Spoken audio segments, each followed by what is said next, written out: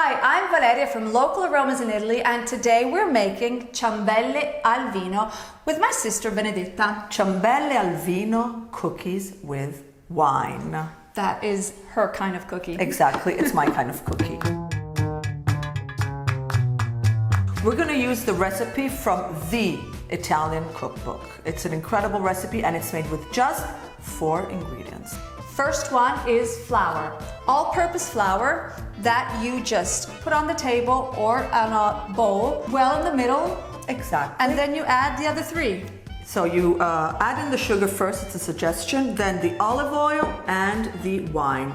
You can pick or red or white, but go for red, it's much better. Yeah, because it gives it that little color, that adds color. What do? You mix all the ingredients, you get a fork at the beginning, you mix the ingredients, and it turns into a soft dough. You don't want anything hard, not sticky, a soft dough. Then you take whatever you have and you cut them in little pieces, and what you have to do now is you roll it out with the tip of your fingers to like a snake, but it has to have the width of about a thumb. That's perfect. Then you cut it out in little pieces of about 8 inches, 20 centimeters, and then you join the ends and you make a ciambella. Which is, ciambella means ring shaped, like donut shape. That is what ciambella means.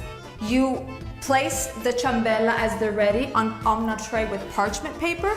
At the end, you sprinkle a little sugar. You put it in the oven for about 20 minutes, medium heat, and that's it. That's it. That's all it takes to make these delicious cookies.